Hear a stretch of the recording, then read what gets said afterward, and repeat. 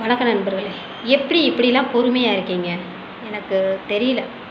இந்த இன்டர்வியூ எடுக்கிற யூடியூப் சேனலில் இன்டர்வியூ எடுக்கிற தம்பிமார்களுக்கும் தங்கச்சிமார்களுக்கு தான் நான் சொல்கிறேன். நியாயம் எது அநியாயம் எது, நல்லவங்க யார் கெட்டவங்க உங்களுக்குலாம் தெரியாது. யாவே வந்தாலும் சரி ட்ரெண்டாக்கி விட்டுறணும், இன்டர்வியூ எடுத்து ட்ரெண்டாக்கி விட்டணும் அவங்கள. நம்ம சேனல் ஓடுனா பரவாயில்ல, அதைத்தான் நினைப்பீங்களா? நாங்கள் பார்க்குறவங்கன்னு ஒருத்தவங்க இருப்போம்ல, அவங்க மனநிலைமை என்ன ஆகும், என்ன அதெல்லாம் யோசிக்கவே மாட்டிங்களா? 3 வாரமாக ஒரு ஃபேஸ் வந்துக்கிட்டு இருக்குது. எங்களை மாதிரி ஹவுஸ் ஒய்ஃப் வந்து வீட்டு வேலையை பார்த்துட்டு கிளாஸுக்கு செல்லை ஓப்பன் பண்ணி அந்த யூடியூப் சேனலை ஓப்பன் பண்ணி பார்த்தோம்னா இந்த ஃபேஸ் வருது. அவ்வளோ மன உளைச்சலாக இருக்குங்க அந்த ஃபேஸை பார்க்கும்போது. கோவமாக வருது. எதுக்கு பார்க்குறேன்னு இதில் கமெண்ட் கூட போடுவீங்க. உங்களுக்கு உண்மையிலேயே இருக்கா இல்லையான்னு எனக்கு தெரியல. போன வருஷம் வந்து திரிசா என்னை லவ் பண்ணி ஏமாற்றிட்டாங்க, என்கிட்ட இருக்கிற பணத்தெல்லாம் பிடிக்கிட்டான்னு ஒரு ஆளை ட்ரெண்டாக்கி விட்டீங்க, ஒரு பைத்தியத்தை ட்ரெண்டாக்கி விட்டீங்க. கடைசியில் அதுக்கு முடிவு என்னாச்சு தெரியல. இல்லை நான் தான் பார்க்கலையா என்னன்னு தெரியல. முடிவு என்னாச்சு? எத்தனை பேர் இன்டர்வியூ எடுத்தீங்க, வருமானத்தை தேடிட்டு செட்டில் ஆகிட்டாப்புல. இப்போ ஒரு ஆள் வந்து நான் தான் எல்லாரோடையும் பெஸ்ட்டாக நடிக்கிறேன், நான் ராஜராஜ சோழனுடைய சாதகம், சிவாஜி சார் ஃபேஸு சாயலுங்கிறீங்களே. ஏங்க உண்மையிலே உங்களுக்குலாம் மனச்சாட்சி இல்லையா? இந்த யூடியூப் சேனலில் வந்து இன்டர்வியூ எடுக்க தம்பிமார்களுக்கு தங்கச்சிமார்களுக்கு தான் சொல்கிறேன். 2 தங்கையை வந்து இன்டர்வியூ எடுத்தீங்க, நாக்கப்படுங்கிற மாதிரி கேட்டாங்க. இப்போ பெண்களுக்கு இருக்கிற தைரியம், அந்த பிள்ளைகளுக்கு இருக்கிற தைரியம் வந்து உங்களுக்கு பசங்களுக்கு இல்லையா? எல்லாம் படித்த பசங்களாக இருக்கீங்க, உங்களுக்குலாம் அந்த இது இல்லையா? அந்த ஆள் பேசுறது போய் ஃப்ராடுத்தனம் பண்ணுறாப்புல, கோமாளி ஆக்கிக்கிட்டு இருக்காப்புலன்னு தெரியுது. அந்த ஆளை கூப்பிட்டு ஃபேமஸ் ஆக்கி விட்டுக்கிட்டு இருக்கீங்க. எத்தனை பேர் உசுரை கொடுத்து நடிச்சுக்கிட்டு இருக்காங்க. அவங்களெல்லாம் கூப்பிட்டு என்னைக்காச்சும் இன்டர்வியூ எடுத்துருக்கீங்களா? அந்த சேனல் பேர் எனக்கு தெரியல. ஒரு 7 பசங்க இருப்பாங்க, ஒரு கிராமமே சப்போர்ட் பண்ணுறது, உசுரை கொடுத்து நடிச்சுக்கிட்டு இருக்காங்க. அவ்வளோ கஷ்டமான ரோலில் எடுத்து நடிப்பாங்க. அவங்களெல்லாம் கூப்பிட்டு ஒரு நாள் நீங்கள் இன்டர்வியூ எடுத்துருப்பீங்களா? எத்தனை பெண்கள் வந்து தையலில் பெஸ்ட்டாக இருக்காங்க, சமையல் வீடியோ போடுறாங்க, அவ்வளோ பெஸ்ட்டாக இருக்காங்க. அவங்களெல்லாம் கூப்பிட்டு என்னைக்காச்சும் இன்டர்வியூ எடுத்துருப்பீங்களா? யார் கோமாளித்தனம் பண்ணுறாங்களோ, போய் பேசுகிறாங்களோ, அவங்களெல்லாம் கூப்பிட்டு இன்டர்வியூ எடுப்பீங்களா? அந்த பசங்க வந்து இன்டர்வியூ நீங்கள் எடுக்கிறீங்க, அந்த தம்பிமார்கள சிரிப்பு வருது, ஆனால் சிரிக்காமல் இன்டர்வியூ எடுக்கிறீங்க. அப்போ உங்களுக்கே தெரியுது அந்த ஆள் பேச போய் பைத்தியமாக்குறான்னு. ஆனால் அவர் வந்து நல்லா தெளிவாக இருக்காப்புல, அந்த டாக்டர் வந்து நல்லா தெளிவாக இருக்காப்புல. மக்களை பைத்தியமாக்கணும் ஒன்று, இல்லையா நம்ம பைத்தியம் மாதிரியே நடிக்கணும். இந்த 2ல் ஏதாச்சும் ஒன்று பண்ணுனா நம்ம ஃபேமஸ் ஆகிடுவோம், நம்ம வருமானத்தை தேடிக்கிறோங்கிறதுல அவர் தெளிவாக இருக்கார். நம்மளை தான் பைத்தியமாக்கிக்கிட்டு இருக்காங்க, நம்ம பார்க்குறவங்கள தான் பைத்தியமாக்கிக்கிட்டு இருக்காங்க. ஏன் அது உங்களுக்கு புரியலை? சரி, சூர்யா தனுஷ் அவங்க 2 பேர்த்தையும் சொல்லும் போது கூட விட்டுருங்க.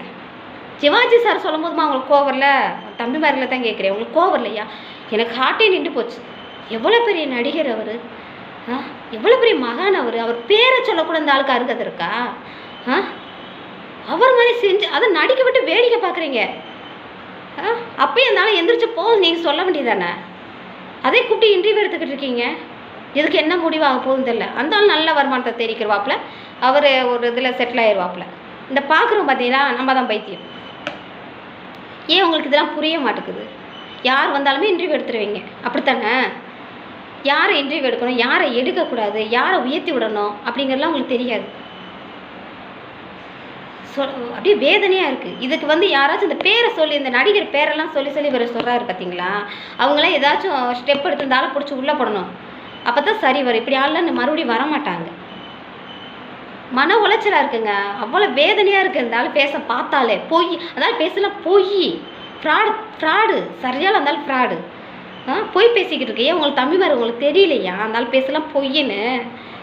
நடிக்கிறாப்புலையா? அந்த ஆளுக்கு தானே என்னன்னு தெரியுமா? அந்த ஆள் போட்ட வீடியோவை எடுத்து 10 பேர் அந்த ஆளவே பார்க்க சொல்லுங்கள், அந்த ஆளுக்கு தெரியும் நம்ம ஃபேஸ் உருவம் எப்படி இருக்குது, அவங்க ஃபேஸ் எப்படி இருக்குது, நம்ம என்ன நடிக்கிறோம், அவங்க என்ன நடிக்கிறாங்கன்னு. அப்போ அந்த அது புரியுமா? புரியாத மாதிரி நடிப்பாப்புல அந்த ஆள்.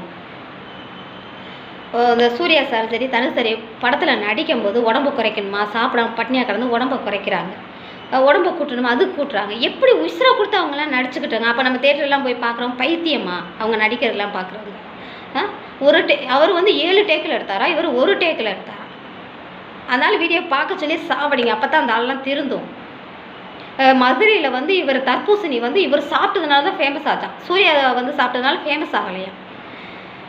எனக்கெல்லாம் கோங்கோமாக வந்துக்கிட்டு இருக்கு, எல்லாத்தையும் பைத்தியமாக ஆக்கிக்கிட்டு இருக்காப்புல.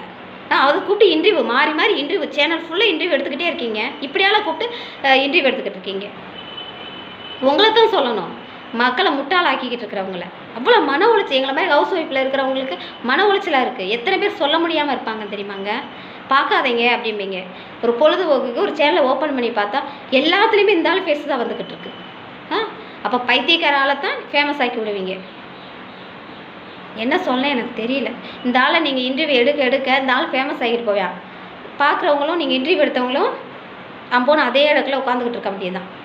அந்த ஆள் அந்த ஆள் நல்லா தெளிவாக இருக்காப்புல. அவன் எப்படி ஃபேமஸ் ஆகணும், இவங்கிட்ட வந்து பைத்தியமாக நடித்தா தான் நம்ம ஃபேமஸ் ஆக முடியுங்கிறதுல அவர் தெளிவாக இருக்காப்புல.